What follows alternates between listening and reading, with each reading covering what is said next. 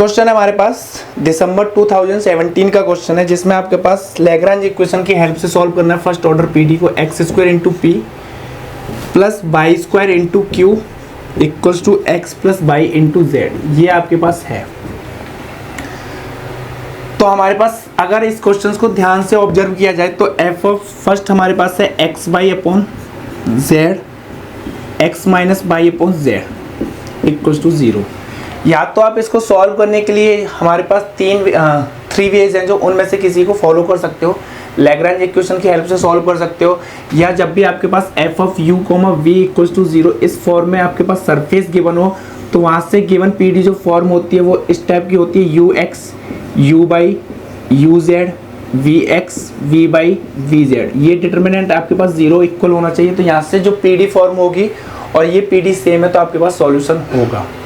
Third way है, इसको constant के इक्वल पुट करके आप डेरिवेटिव की हेल्प से सॉल्व कर सकते हैं। बट अगर ध्यान से देखा जाए इस क्वेश्चंस को आपको सॉल्व करने के लिए, तो अगर मेरे पास ये ऑप्शन ट्रू है तो मेरे पास बी ऑप्शन भी ट्रू होगा। बी ऑप्शन में आपके पास क्या है, एक्स माइनस बाई अपॉन,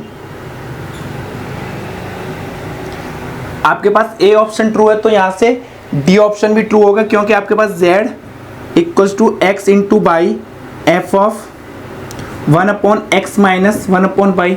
तो इसको आप क्या लिख सकते हो, Z upon X Y equals to आपके पास क्या है, ये F of Y minus X या X minus by upon X by.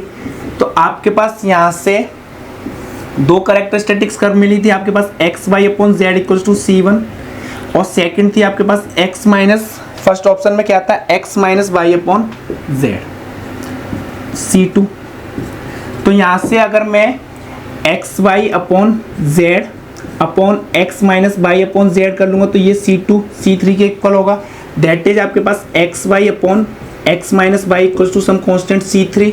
That is आपके पास यहाँ से क्या होगा, X minus by upon X into Y equals to some constant C4। तो एक कैरेक्टरिस्टिक्स कर्व ये मिल जाएगी।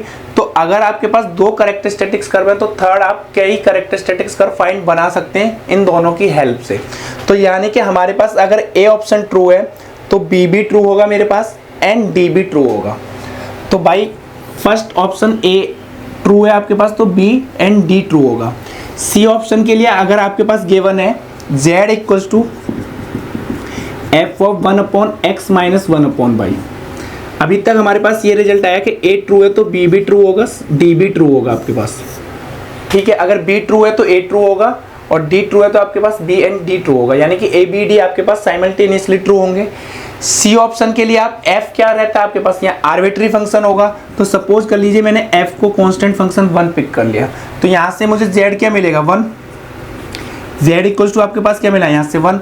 तो जब पी फाइंड करेंगे 0, क्यू आपके पास फाइंड करेंगे 0, तो यहाँ से आपके पास लेफ्ट हैंड क्वांटिटी आपके पास 0 होगी, राइट हैंड क्वांटिटी आपके पास नॉन 0 है। तो गिवन ऑप्शन में जो आपके पास फर्स्ट ऑप्शन सी ऑप्शन है वो कभी भी ट्रू नहीं हो सकता।